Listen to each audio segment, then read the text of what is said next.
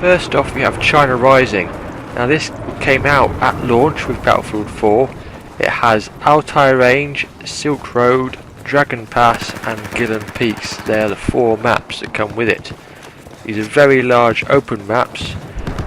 Not the best map design in my eyes. They're very open and it's a bit much of a sniper heaven and very vehicle heaven.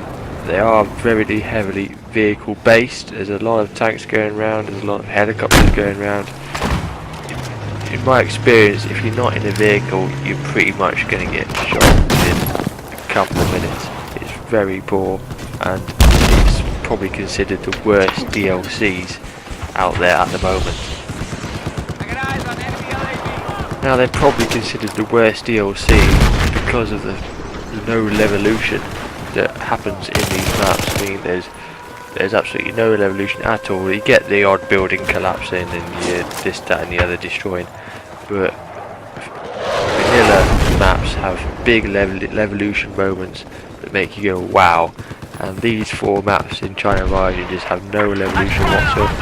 Now from what I've heard, these China Rising maps should have had levolution moments, whether there would be big events happening or whether the weather would change as the time went on, but for some reason they just got left out and it's left the maps feeling lackluster and really are missing something. On top of that, the bomber that was introduced into these maps just does not feel powerful. The bomber should be going up and you should be feeling like you've got to run for cover, but at the moment it's just weak, you can't aim properly, rarely get killed by it, and you can rarely get into the bomber because there's so many people waiting around a little shack trying to get into it. It's just ridiculous. It's just a very weak bomber. It doesn't happen often enough and it's just not very good. Okay, the next DLC that came out was Second Assault. This had 4 remastered maps from Battlefield 3, Caspian Border, Operation Metro, Operation Firestorm and Gulf of Oman. These 4 maps were pretty well loved in Battlefield 3, I have to say. Gulf of Oman was probably my favourite map from Battlefield 3. The other 3 maps, they're alright. Caspian Border I didn't really enjoy in Battlefield 3, but for some reason it's a fan favourite and it's made a comeback. They're really nice, well designed maps. The little tweaks they've put on from Battlefield 3 with the wreckage scattered here and there, the odd things moved, really does give these maps a nice feel and they do play out very well. With this DLC we do get the return of Capture the Flag, which is a very popular game mode. I've played it a lot of hours on this game mode and I really do enjoy playing it. The levolution on these maps are pretty good. On Caspian Border the big tower is still there, it's been moved to a C point, but when that thing goes up it's really spectacular to watch. Operation Metro, you have points on the map where you can bring the roof down, killing your enemies. The only bad thing about Operation Metro is it is still a bit of a clusterfuck. You're gonna get stuck, there's gonna be a definite front line and there's just gonna be grenades and bombs going off and C4 going off and it just turns into a big mess. Even with the extra passageway they've added in, it's still a real choke point. Operation Firestorm really does look good. They've added a lot of oil slicks, a lot of flammable material that can go up, and this really does generally feel like a oil refinery going up and a big battle going in between it.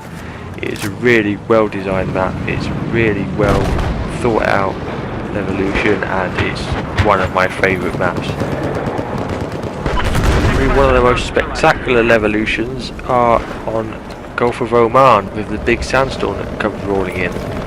The only downside about this sandstorm is it happens every time at exactly the same point and you always start clear and you always finish in the sandstorm.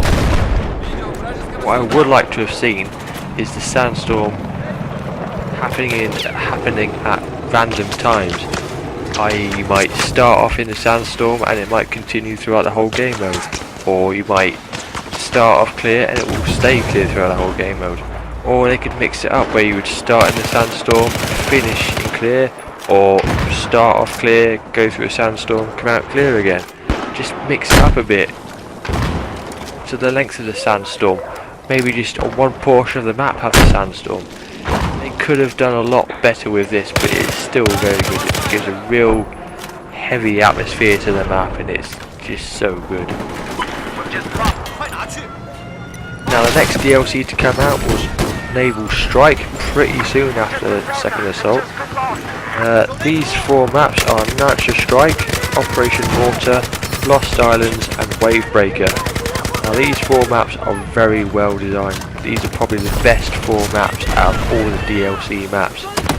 You know, DICE really did go to town on these maps and they show that they've put a lot of effort into it.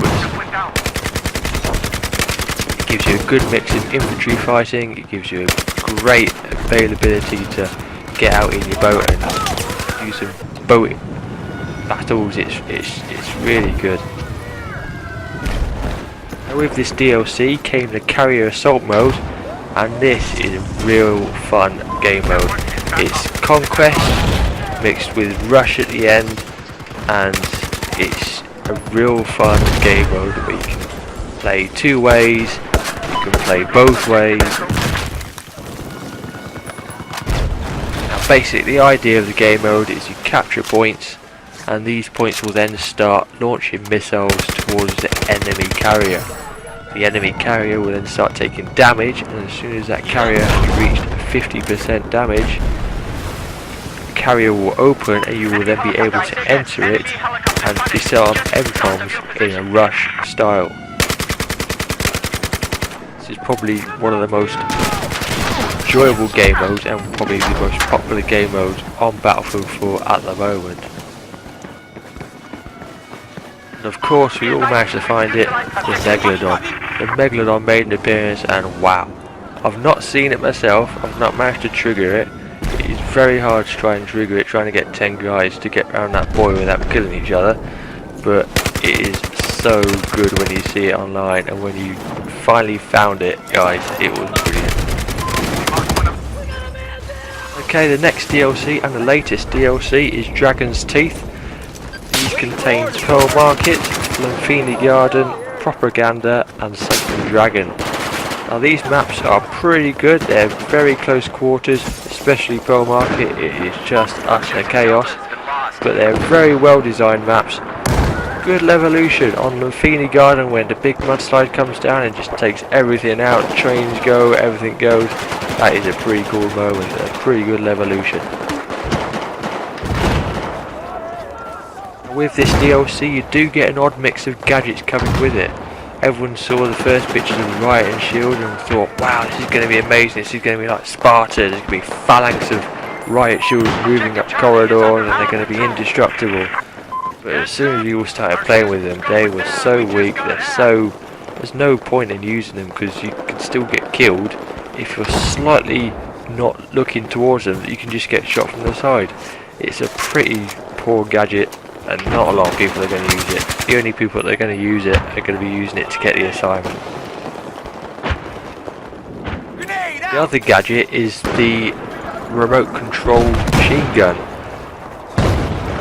That is such a cool little gadget. There's been lots of times I've been rolling around with that and just absolutely destroying people. Chainlink made an appearance in this DLC. It's a alright game mode. In my eyes it does not last as long as it should do really. I mean it's over within 5 to 10 minutes. It's pretty quick and intense. The idea of it is good, I do like the idea of it, but I just don't think that it plays out that brilliantly. Everyone just ends up acting as it's a death match, and they don't really go for the objectives because they know it's going to go pretty quickly and they might as well just get as many kills as they can, and they don't really PTFO. Well, that's it guys for the quick review of each of the DLCs.